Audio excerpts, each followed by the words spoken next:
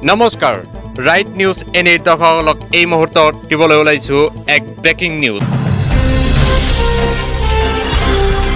দক্ষিণ কামৰূপৰ সন্তলিত বানৰ সংহাৰী ৰূপ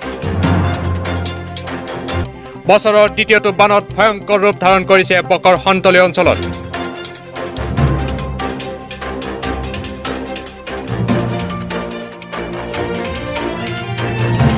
ওখ মাথাউৰি শিবিৰত আশ্ৰয় লৈছে বানাক্ৰান্ত ৰাইজে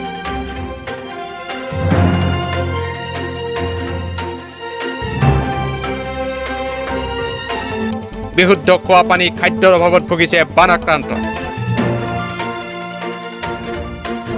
দুবাৰকৈ বানপানীত বিধ্বস্ত কৰা অঞ্চলত চৰকাৰী সাহায্য নাপালে বানাক্ৰান্তই দুবাৰকৈ বানপানী হ'ল এবাৰ থাকিলেও শিবিৰত এতিয়া মাথাউৰি দিছোঁ একো পোৱা নাই চৰকাৰলৈকে চৰকাৰ মানুহ একো খবৰ খাতি লোৱা নাই গৰু ছাগলীৰ অসুবিধা হৈছে আমাৰ খোৱা লোৱাত অসুবিধা হৈছে খোৱা পানীৰ অসুবিধা হৈছে এতিয়ালৈকে চৰকাৰ মানুহ এজনো অহা নাই চাবলৈ আমি খুব অসুবিধাত স্থানীয় বিধায়ক নন্দিতা দাসেও খবৰ নোলোৱাৰ অভিযোগ বানাক্ৰান্তৰ নাই ইয়াতে কোনো মানুহ অহা নাই এমএলএ অহা নাই নাই চৰকাৰী মানুহ অহা নাই নাই কোনো অহা নাই